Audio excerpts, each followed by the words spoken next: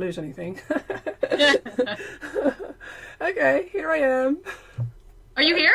I'm here now. Hello, and welcome everybody to my interview with Tamara Laporte, who is calling from Brighton, still Brighton, right? It is still Brighton at the moment. Brighton, England in the UK. Yep. And we're going to learn about her and her artwork and her collaboration with the book. So hi, Tam. Hello. Thanks for having me. So tell us, what do you do and why do you do it and where do you do it? How long have you got? Exactly. Yeah, so I'm a mixed media artist, online teacher, seeker, mother. I'm going to list my archetypes here. Comedian. No. That's the top one. Right, I always knew that one. So basically, and I run online art classes. That's probably the biggest stuff I do. Yeah. But you also do live classes. Oh yeah. I'm doing that more and more lately. Because my children are 6 and 4, for a long time that was quite hard to go and teach in-person workshops. But now I've just come back from Australia and taught 2 workshops at Jane Davenport's house. So that was awesome. And I'm about to move to Devon, where we bought this incredible house that I'm still a bit dazzled by, really. And I'm planning on running retreats there as well, in-person retreats. So. See, this is very exciting because this is sort of one of those wishes that have manifested because when I did Tam's Archetypes a gazillion years ago, it's amazing how time flies between these things.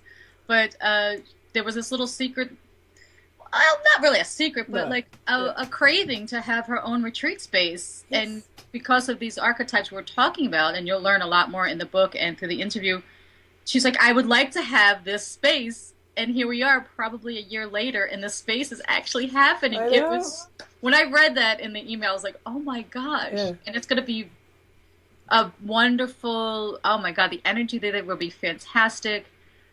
She's also involved with, and her husband, I think, he's still involved with the nonviolent communication, which is. So it's the personal development stuff. Yeah, that's in there as well, and he's done that sort of his field, but I do a lot of that in my work and my art workshops as well. So I kind of weave the personal development and the art together. Yeah. So. Right, exactly. And that's, you're speaking my language as well. But we talk about, well, actually I won't jump into the archetypes just yet, but the retreat is coming. Yes, so it's coming. Yeah, this is spring, summer 2016. When do you think the doors will open? So I'm planning probably sometime maybe early 2017. Not early because then it'll be cold, but sort of spring of 2017. So we want nice weather because we're in a national park, near a national park. So it's all kind of, and the garden is massive, and I'd like people to be able to. Enjoy the natural environment as well. So it'll be in the warmer months. So spring in England can be warm. So maybe late spring, summertime. Excellent. Yeah. Very exciting. Yeah. Okay, so that's what Tam does. And just a sneak peek for you guys. This is going to be in the book. This is one of hers. This is obviously the Queen. She also has Mother in there. Pretty. But so why were you interested and drawn to collaborating with the Archetype book? Because I'm sure you get asked to do a lot of things, and as people get busier and busier, they have to kind of pick and choose. And why the Archetype book? Yeah, when you did, because the session we did was quite long, wasn't it? Like it's a long in 2 hours. Yeah, it's quite long, and I found it really affirming and interesting. It's a fascinating kind of area, and to mix it together, I like. Because we're doing obviously the creative side and bringing that in, because it's, for me, art is very much about having a conversation with yourself and a deepening of self-knowledge and self-love and self-acceptance and that kind of thing. And so I found that, or the archetype work can really help with that process. So you get to understand yourself further and better. And so it's kind of in line with a lot of what I do, or it's slightly like a spin-off, or a different angle on it, but very much connected and closely connected to kind of the personal development, connective, is that a word? Side of things, yeah. Yeah. And therefore, it was a really lovely kind of extra element or something to look at for an artist. I think it's great for any person really to learn about your own archetypes and how you tick and what drives you to do the things that you do. But then to add the arty bit to it, of course, it's sort of like it brings two things together that I find very interesting, and I work so much with, and not in exactly in the archetype way, but in the sort of self-reflective way. It's like it's a great extra tool to get to know yourself and utilize. Like I loved when you were describing in our session that if you know that you're more of a X archetype, then it's clever, it's a good idea to run your business in that way, but not in that way, that kind of stuff. So you can use the archetypes really to help make decisions and figure out strategies and things like that. So right. Yeah. And how I found Tam and invited her is because I was in her Lifebook year-long program, a couple years ago, and this is when I started brewing the idea of pitching the idea for this book. And it was like she was the first one that I thought of because it really was in alignment with what I saw for the book. Yeah. And so it was like, oh God, I really hope Tam does it because she gets it. I mean, like it's because as a expressive arts therapist, a trained one. That's what my degree is, and I was like, she's doing exactly what I would like to do, but in a different way. So I really hope she joins because she gets how the art making can be self-reflective. Yeah. So that's why, and so I was very excited, but I was like, oh, she's going to be so busy. that is the problem in my end, yeah. And I also like the fact that you have mother, but so you're an inspiration to all of us who are have our own businesses and also have kids who are younger, so that's a whole different ball of wax. So were there any surprises or validations when finding your archetypes? I needed to just because I got kind of nice group, and I was looking back on them, and they weren't really surprises. Most of them I went, yes, that's me, that's, a lot of validations. But the engineer, I kind of, because engineer, I probably wrongly associate with sort of a male, fixing bikes type thing. Right. Or have some hats on. Yeah, And then actually when I started looking at it and we talked about it, I was actually, no, of course the engineer, there's a lot to, elements to that. So the fixing and the prepping and the tinkering with things and figuring things out. So that was, systems. So maybe it was not a surprise. Maybe I knew that about myself, but didn't think of it as being engineering per se. You see what I'm saying? Yeah. So, but most of them were all pretty affirmative, and so it's just like, yes, I know that's I'm pretty good at that, and that's how I like things, and and I found it interesting when you went through all the archetypes that existed, and then I went, oh, that's a thing, oh, okay, that's a, you know what I mean, like, not, and actually completely not recognizing myself in them. Is there something called sassy girl or something princess, or was it princess or something like that? I could see that, and I thought, oh, that's interesting, just all the elements of the different kind of archetypes that are out there. So I found that quite interesting and fascinating as well. Never thought of them as archetypes per se. So I thought that was really interesting. Right, and then you could start seeing people in your world that who are those. You're like, oh, that is yeah. Like, gosh, he really is a hermit, and that's why XYZ, or my mother really is that, and this makes sense about our relationship. Or yes, and I'm imagining that it will be also very helpful for couples and families to basically find more compassion, let's say, for another person if they actually have an archetype of some sort, but it might not. The behavior might not meet your needs so much, or it could create conflict or whatever. But if knowing that can help maybe find compassion or basically smooth the relationships, I'm imagining. Oh yeah, and I have done it with couples a lot, and it is very clarifying, and it's more of an aha, and it's more like there's an acceptance that comes with individual sessions, but there's an acceptance that happens with a couples thing, that future fight, it kind of eliminates future fights, because it's more like it's not going to change. Like you're always going to be the social butterfly, or you're always going to be the hermit who rather stays home on Friday, or and we just have to accept that. So it's very interesting for couples to utilize possibly. And so what I'm excited about is bringing art journaling to the personal development folks that I hang out with, and then to bring the personal development part to the art journaling folks I hang out with. So why do you think those two worlds needed to be introduced? Or why do you think art journaling is good for the archetypal work? Yeah, I think it's perfect. It's perfect because both, as we really discussed a little bit earlier, are self-reflective. And so journaling is, depending on how you journal, but did I put my, here, a little one here lying in front of me. I mean, so, I don't know, here is a little example, just of, see the journaling bits in there, like just little words. You don't have to read them, but this is actually me saying, hey, trust the mess, don't worry, it's okay. This is very helping myself, right? So kind of affirming messages to myself. But even here, love whispers, like a little extra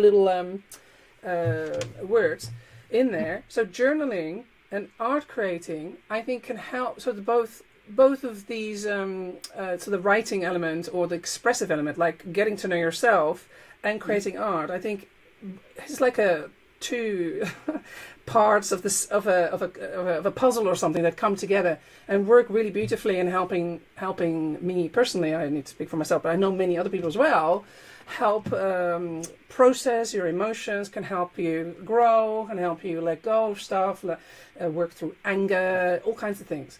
So bringing in the archetypes, I think is perfect because you can then further and more deeply learn about yourself and progress, just process stuff in the journal and bringing in color and even like we've done for the book partially is representing an archetype. Let's say you really want to work with one, you can draw, paint, just express. It doesn't have to be perfectly drawn. Could be that you're just wanting colors or abstract art, any kind. I think it's a really valuable way of just deepening the connection with itself. Yeah, and it's just another layer. And this is very interesting because Tam has been, unbeknownst to her, probably been doing art journaling for 10 years before she actually, it was actually called art journaling. So she has a really, I would probably 100 art journals, maybe? I'm not sure it's 100, but definitely a lot. Yeah, definitely a lot, though. Yeah, I've got them lying all over the place. Yes, that's true. And she's a great example because she has so many, how she has gone from point A to point B in terms of business, in terms of art technique, becoming, if you see Tam's work, it's Tam's going from A to B with personal issues that you have brought up in Lifebook. She unlike me, she doesn't hold back with like the struggles, with the personal struggles, and which is why people are drawn to her. But it really does happen. You can see it, the changes that happen from point A to point B with the art journaling. So that's just a big bonus for art journaling. But then sometimes art journalers start looking at the blank page and go, what do I do? And so then the archetypes can say, okay, let's try this. Let's see who I am as the comedian or as the mother, or what does mother mean to me now as before I was pregnant, or do I want another kid? Like that sort of thing. Yes, absolutely. You can use them as a springboard. Or I like how you're saying, I don't know if you take on different hats or emphasize one or the other more or less, and then playing with that kind of thing. You can really almost use them as quote prompts, right? And have them there. If you know that about you, you can kind of sit with, I don't know, there's so many possibilities really to kind of really, I like just looking into them, you know what I mean? And having or even like who is more, it sounds a bit like split personality disorder, obviously I don't mean that, but who is more present today, That's true. No. That kind of thing. Who's here? Who wants to talk? What needs to come out? That kind of stuff. I like it as a framework and understanding yourself more, and then, yeah. Right, because if you can easily also see Tam's videos. There's free ones. She has a whole bunch of free stuff out there on her YouTube channel. And you will start seeing very quickly her comedian come out. She does these little quips at the beginning. She's dancing or she's singing. So there's the comedian. She also has performers, so videos are okay for her. So if you're trying to build a business or something and you're not comedian and you're trying to be funny, or you really like to hang out in the darker things or the muddier things, then stay there. Don't try to. Yes, that's like don't. I love that. That's so helpful. I think a lot of people will find that really helpful because you're so right that so many people will, let's say, start a creative business or any kind of business and then look at who they consider successful and try to mimic and copy what they're doing, which is not, I'm not saying that's bad, wrong choice, but you're saying you're right, that if you're trying to take on, let's say, someone's personality that isn't really quite you, then you're doing yourself a disservice. You need to kind of stick with what you're very good at, where you shine, and emphasize that and bring that out, because that'll be the thing, that'll be your light that shines, and that will be the thing that people find attractive about you. So that's really, I love that about the archetypes, that you can kind of see, okay, I'm really that, I'm not so much that. So don't try to like enforce a comedian into you, or a princess. That's what 60 sticking out. Or your engineer or something, because it's all about alignment. Yeah. It's all about being in true alignment with yourself. So when you start doing the archetypal work, you can reflect back and say, that's why I'm here today, and then you can move forward to say, okay, I'm going to build my business, or not even, or just my life, because this is my alignment. This is really my true self. Yes. I love that. And I think that's very helpful about the archetypes, that you can utilize them that way and get just, again, that real self-understanding and what will serve you and what sort of approaches will really help you in both life and business, Yes. So speaking of life and business, what do you have coming up? And do you have you have stencils. Do you have new stencils coming out? No new ones, no. But I've just been... I'm currently with a licensing agent, which is really exciting. They've just been signed with someone, and they've set up a product site for me, which is so cool. Like, so you get my quirky birds on the mug and stuff like that. But so there's a bit of a product kind of thing going on, and I've just promoted. I've just brought out these little notebooks. Like, I think they're so cute. Like, this is my quirky bird. And these are this is one of those with the positive affirmations. It's just a little notebook, really. But there's just for like making notes, but in different designs with my art on them. Also, I have things like pocket mirrors. Oh, there she is! I know her. Yeah. What did I do? I just put these like little pocket mirrors, or these are a bit bigger than my usual ones. I'll bring them. Oh in. Wow! They're quite cute. Yeah, nice. So you get a little mirror on the back. Just lots of little products, and that's related to the licensing stuff. So I'm kind of excited about products and stuff like that. But and where can people buy those products? So the probably through you. But the mirrors. Yeah. So there's two things going. There's a couple of things going on. So the licensing agents have created a site for me, which is on tamaralaporte.com, where you can buy iPad cases and pillows and all kinds of interesting stuff. And then these kind of things come through my Etsy shop. So this is, again, different. This is somewhere else, produced somewhere else. I'm kind of dabbling in all sorts of funny extra places. The engineer in me. I know, but it's all streamlined. Yeah. This is the thing, is that it's got to be very streamlined for her. Yeah. But the newest thing I'm working on is something called Ever After. That is a new collaborative course, an art course that is going to... the class opens live, starts on the 1st of July, and it goes on sale mid-May. And it's basically a collaborative art course with two modules. One is, the theme is fairy tales. So we're creating paintings inspired by traditional fairy tales and myths for module 1. And then module 2 focuses on style development. So, so for many, many years I've now been teaching for a very long time, and I get many people stuck on, how do I develop my own style?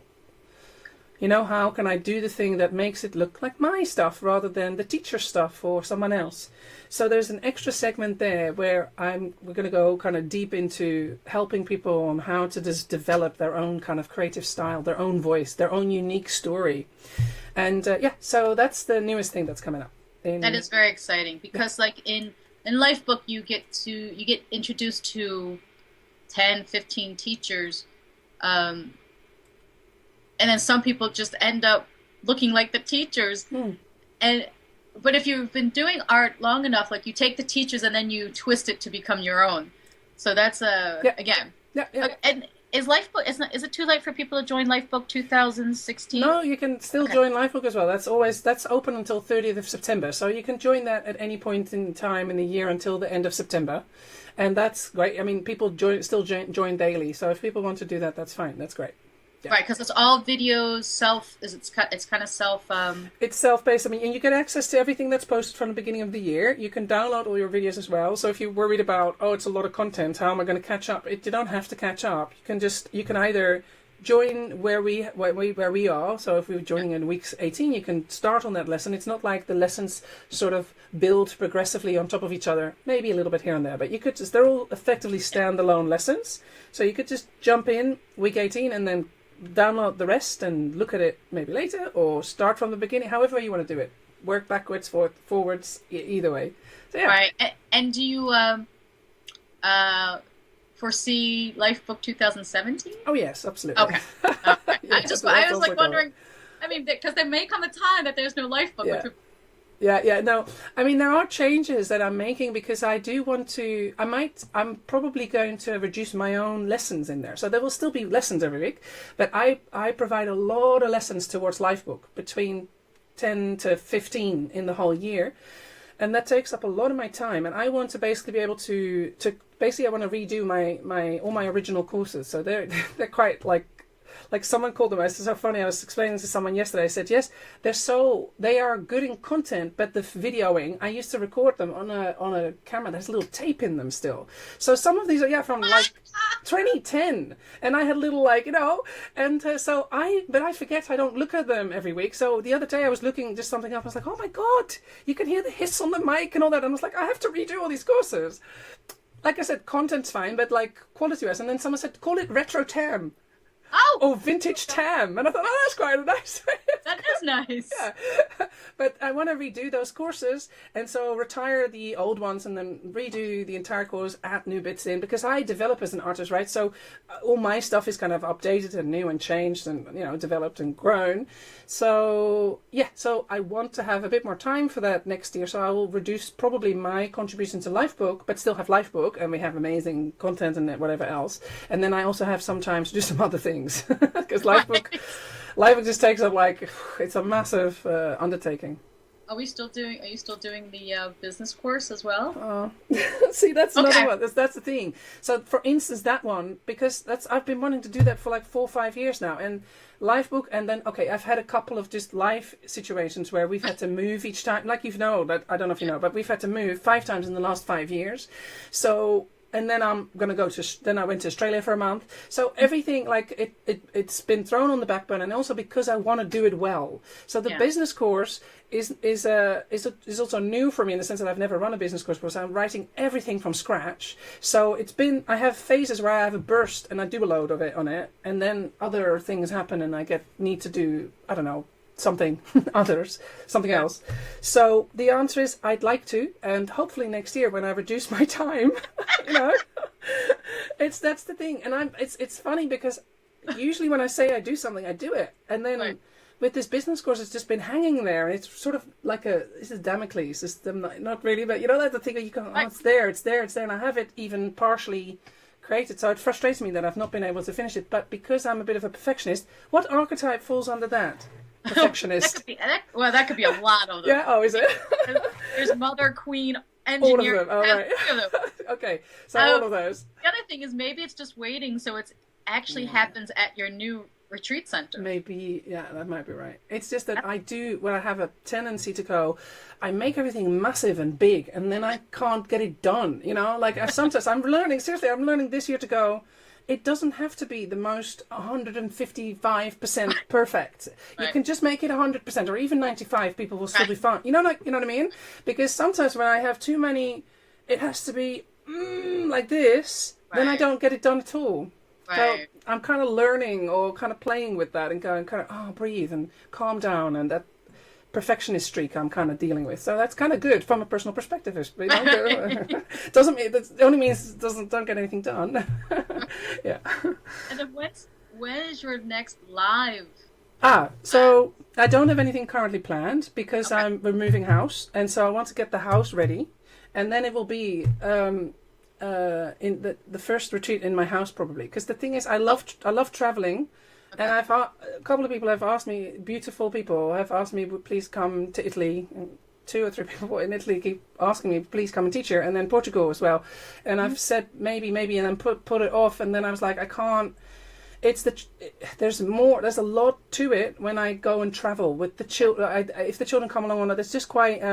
It's more time consuming and, let's just call it a hurdle in my flow. Yeah. Then is helpful sometimes. So I want to currently focus on running the retreats at my house, because that is very different energy type like thing. Otherwise, I'm in a travel mode. I have to get all my gear with me. Like, it's a big kind of massive undertaking. I love it, and it's quite a big thing. So because we've just moved to this house, and it's such a massive house and massive garden, and we're going to have to do convert the garage into my studio, all that sort of stuff. I want to settle for a while, because I've just been moving and traveling and doing a lot of that, and then I want to just make a retreat space there and hope that people will come. Of course, yeah. But I'll probably do one or two in-person things in the world, elsewhere. But I'm taking that really slowly and easily, because I've noticed that I need a bit of settle down time. And that's just been because we've moved so much in the last 5 years. I've not felt settled. I've felt quite flustered and all over the place. Yeah. Oh, I can understand that. Yeah. All right. Well, that's great. So, how do people find you? There's a couple places, but how do they find you? Yeah, willowing.org is my main site, and then from there you'd find really everything. That's but true. Yeah, so you can kind of go from there.